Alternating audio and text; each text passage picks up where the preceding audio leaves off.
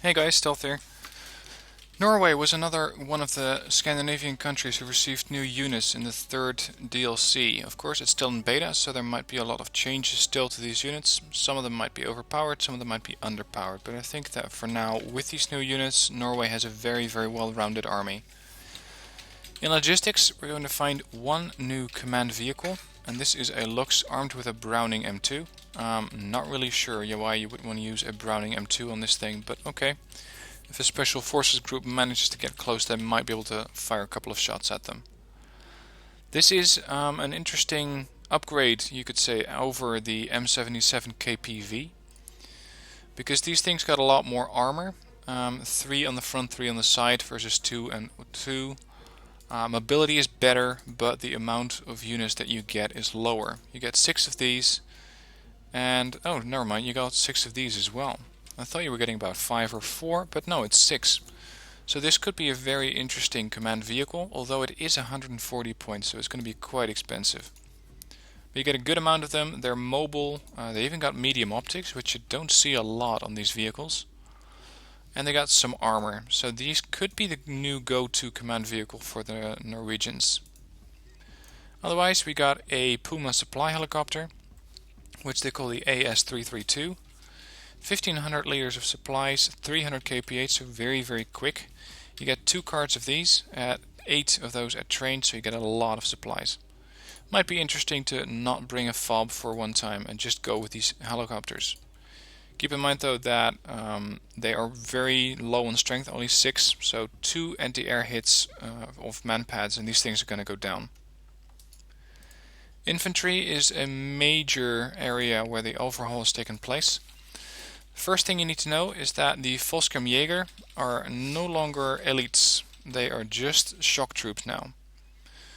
Still, they're not actually just shock troops because they're still very dangerous. And I believe that they gained 2 of these Sakhalos Eric's missiles. So where they used to be carrying 10, they now carry 12, and they've been increased to a 15-man squad, where I believe they used to be 10 earlier. They got the AG3 battle rifle, the LMG3 MG3, so not any special systems on their weapons there. But somebody had to take their place as commandos, and that's been done by the FSK. These guys are also armed with the Erics. They carry the C7 assault rifle and the LMG3. So what's the difference between these guys? Well, not a lot actually. They got pretty much the same values on everything. The LMG got the same values. The Erics, the only difference, pretty much to the advantage of the Volkskamjäger, is that they carry 12 versus the FSK, which carry 8. So the main difference is going to have to come out of this battle rifle, or assault rifle you'd say, versus this battle rifle. Assault rifles are a bit more effective at close quarters versus the battle rifle, which is a little better at range. You see that they do have a higher rate of fire. Suppression is lower though, but their accuracy, especially on the move, is a lot better, 13 versus 15. So that means that Volkskamjäger are pretty much the guys you use on the outskirts of town where they do not engage that many infantry units. Pretty much only use their Erics or use them as ambushers where they can engage a very heavy tank of 25 AP power with their Erics. The FSK in the meanwhile are going to be going into towns and clearing them out for you. Combined with some other units of course, because while these do have a very nice 25 AP power, same as the other Erics, they cannot fire those at very close range, or at least they're going to take too long to fire. So make sure you got some other units in there. Like, for example, the Storm Engineer. These carry the Carl Gustav M2, and they are classed as a fire support squad. We get 2 variants of these guys.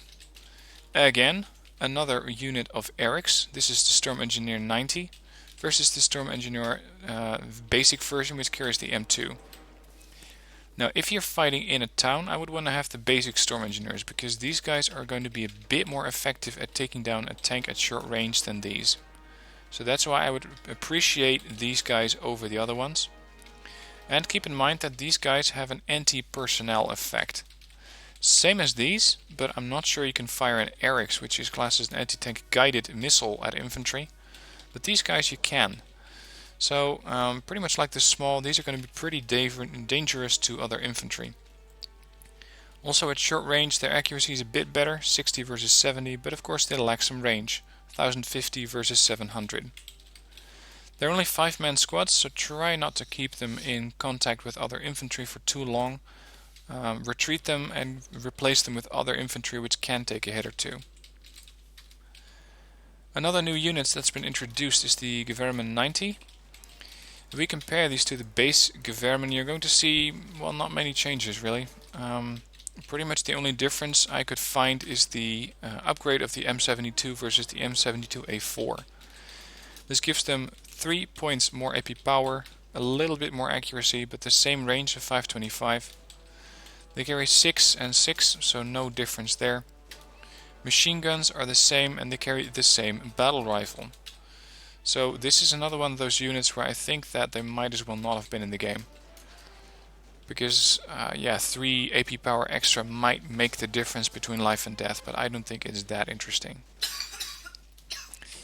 What is interesting is that they gained a new transport, and that is this one. Sorry, do I got that right? Let me check. Yeah, it's the same vehicle. This vehicle is very, very deadly, because again, it's a CV9030 version. This one though is armed with the Bushmaster 2. The Bushmaster has a very good range, as you can see, 1750 both ground and helicopters. Very, very good accuracy, a lot of AP power, and the same value as AP frontal armor. So these guys are going to be quite deadly. I can see them ruling in a mechanized deck, where if you deploy a couple of these Gewehrman 90s or other units, you're going to have a lot of these roaming the battlefield. Because you can deploy 3 cards of these guys, and with these you got, say, up to 3 times 17 of these cards, or depending on your availability. It means at least that you can have almost 50 or more vehicles of these classes roaming about the battlefield, depending on your preference. A helicopter was also introduced. This one is the Bell 412, and the difference with the Bell 204 is mobility. This one has an autonomy of 300, as you can see down below. This one has an autonomy of 460. And this is quite a significant upgrade, because the Bell 204 usually lacked a lot of mobility or autonomy, and that made it difficult for this thing to arrive or to fly all the way across the map. This one doesn't have that problem. It can fly a lot farther, and that means that with these guys you can deploy them pretty far behind the enemy lines, if you can get there, of course. Another unit that has been introduced is the RBS-70 Mark II. Let's compare these to the basic ones so you can see what's been changed. They're still a 5-man squad. They still got the same battle rifle, but the launcher is of course different. These guys carry the RBS-70 base version. This one is the Mark II. The Mark II has a bit more anti-air range, 2800 and 2240. So they got an upgrade of about 175 meters there. A little less for the airplanes. Accuracy is the same, HE power is the same.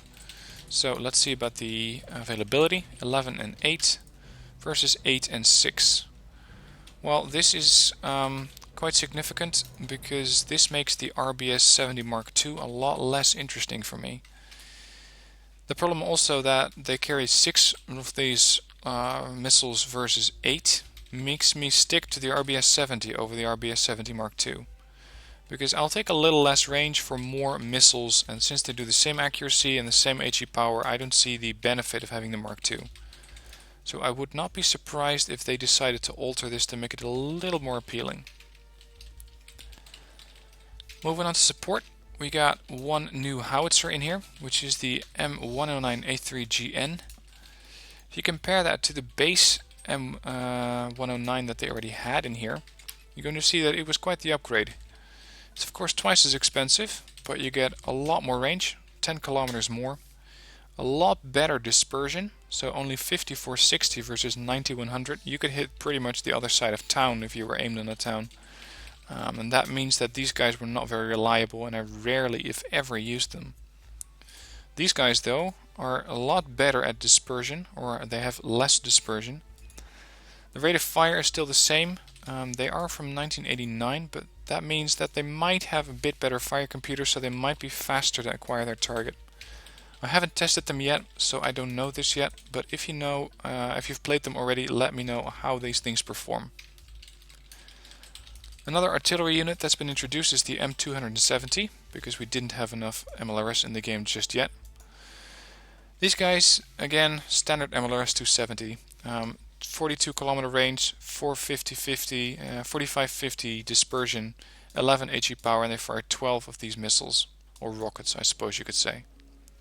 Not very interesting, and I don't really see why Norway would need one if they already got this artillery. But again, if you like this unit, please let me know in the comments why you do like them. I don't really see the advantage of having a 270 versus this one. I know it can stun a larger region. Well, that is, stun it, not really do a lot of damage to it. I know it does 11 HE power versus 7 of this. But this one is a lot easier to hit with than the M270. Moving on to the NM45. This thing is originally classed as anti-aircraft artillery, which would make it a SPOG. But they're classing it as a light SPOG, so a light self-propelled anti-air gun.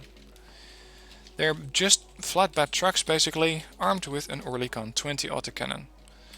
Mostly effective against helicopters, not that great against airplanes, with their only 1750 meter range, which means that the airplane has to be pretty much flying right over this unit in order to get a couple of shots at it. And even then it's not going to do a lot, because it only has 20% accuracy.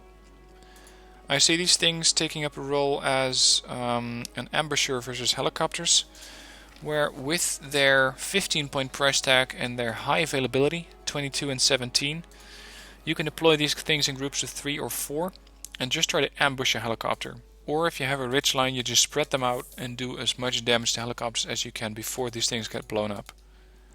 Because blown up they will. They only got 0 armor. They do have some mobility, which is their basic defense, I suppose you could say. And this means that even in forests they're going to be pretty quick. So another ambusher. But if you really want something that can engage helicopters and airplanes alike, you use a NASAMS, which is pretty much a launcher for MRAMs just sitting on the ground.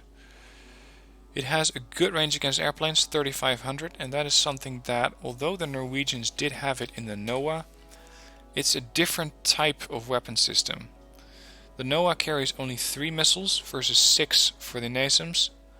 They got higher HE power, 7 and 9, and they got the same accuracy.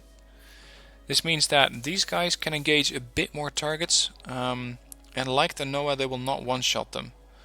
They will do a little less damage, but they're a lot more mobile, 90 versus 25. They got 1 armor, front and side versus 0, but it might as well not have been there. But the NASAMS, I think, is a very interesting addition, because it carries this fire and forget missile, which is something that the NOAA does not have. These things are guided, and that means that they have to stay on target until the missile impacts. Now for AA that usually isn't a problem, but a fire and forget missile makes it just a bit more convenient to get the thing on target. And of course it's an area of effect weapon, so if you fire this thing at a helicopter group, there's a good chance that you're going to be killing more than 1 helicopter. Moving on to tanks, where 2 new tanks have been introduced. Norway was already a little low on tanks, they had only these 5. So now they got the Leopard 1A5NO and the Leopard 105NO2. Let's compare these things pretty quick. Same gun. The main difference here is 1 AP power. That's it. Just 1 AP power. They carry the same amount of rounds, the same range, the same accuracy, the same stabilizer, the same HE power. Everything's the same here. So this is another one of those units where I suppose you could say you could have introduced the Leopard 1A5NO and just skipped over the NO2.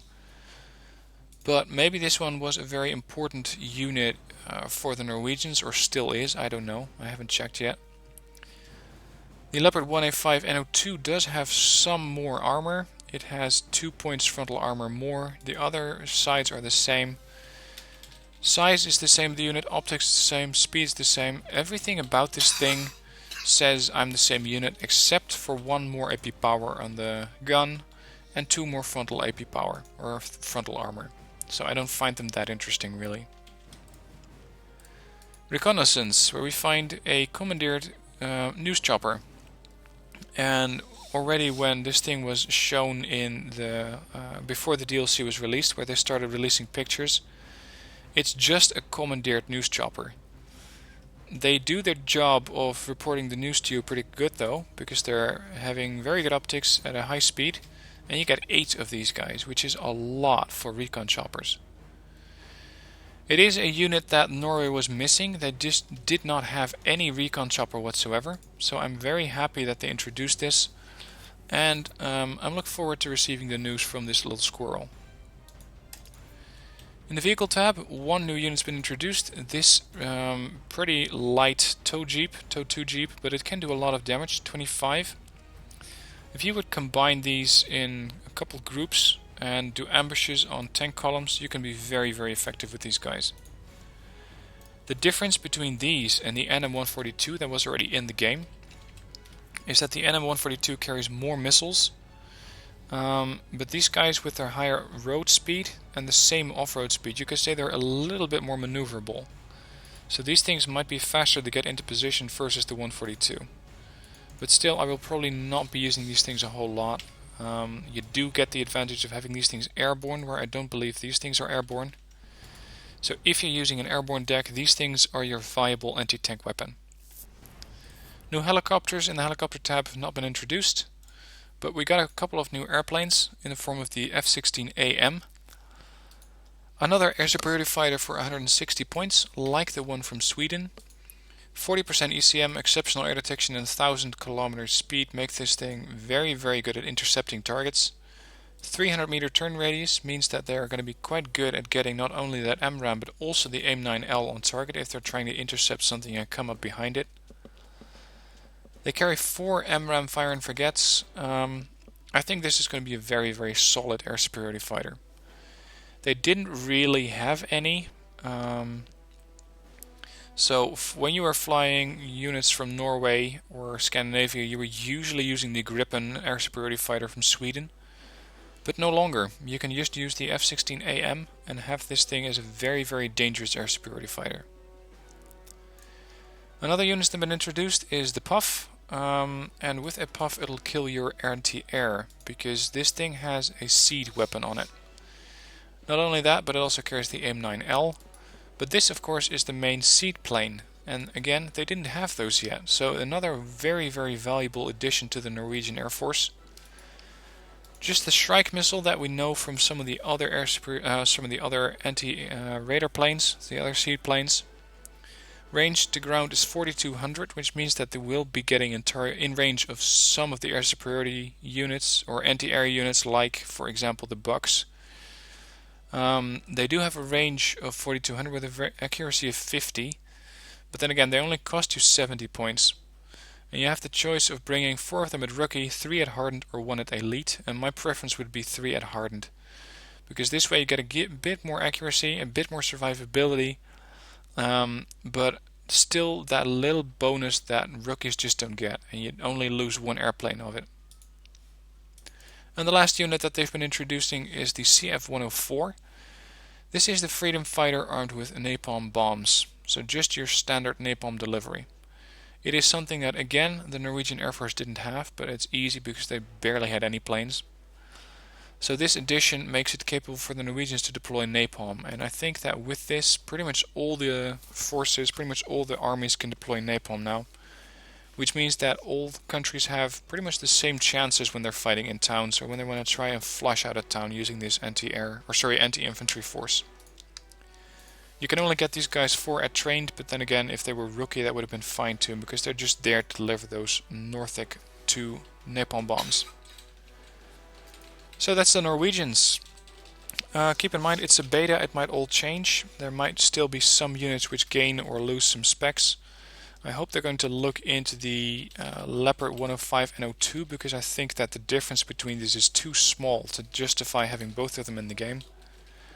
And some of these other units really don't have a lot of difference. Like the Gewehrman 90 versus the standard Gewehrman. Their M72A4 isn't that much better than the M72.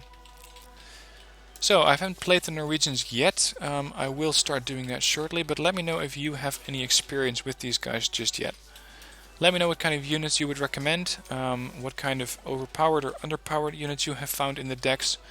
I'm looking forward to hearing from you, so leave me a comment. And if you liked watching this video, please hit that like button beneath the video. Also, don't forget to subscribe if you haven't already, because I got more content for Wargame Red Dragon coming up, especially once they've actually released the new maps for the DLC, which is going to happen in January, if they stay on schedule, that is. And I'll be doing an overview of the new maps as well. So, for now, thanks for watching, and see you next video.